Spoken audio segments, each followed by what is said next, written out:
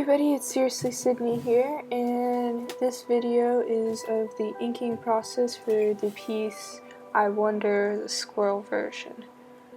So, to start off, I think I've finally fixed the lighting so you don't get the lines going through it.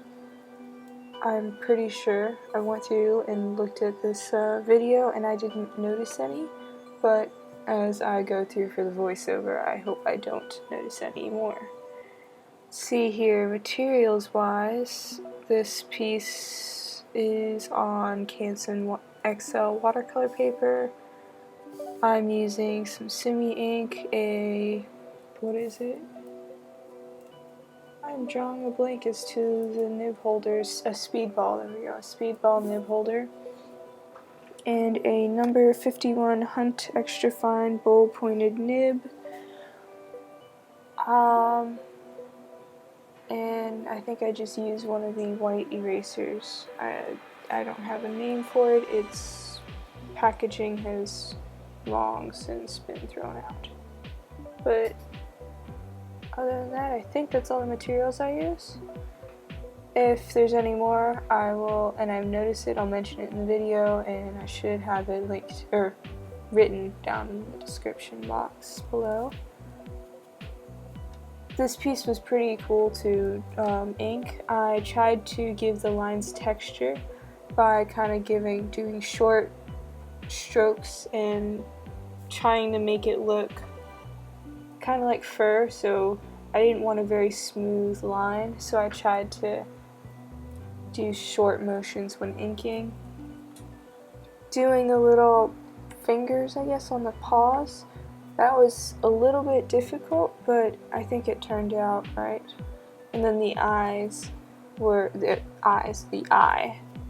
turned out really nice. I like the way it turned out a lot. I also like the way the ears turned out. They were so wispy at the ends and stuff. The back, right towards the tail, I think I'm going to end up having to continue that line further down. I haven't decided yet. But as of now, it is going to end right about where it is. See here, I did add a little bit of fur variation to this, so like in certain spots. I didn't want to go into too much detail with ink because I know that I'm going to be painting over this and I want the paint to show a lot of the detail.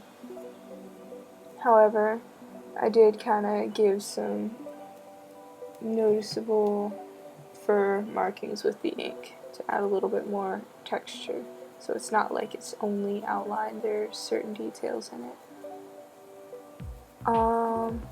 Tried to make the back of its hind leg and its tail wispy, and I had a little bit of an issue doing the tail because the ink on everything else was still wet, so I did not rest my hand on the piece, but I had a little bit of a struggle with that, so I end up turning the piece upside down and trying to get it from that direction.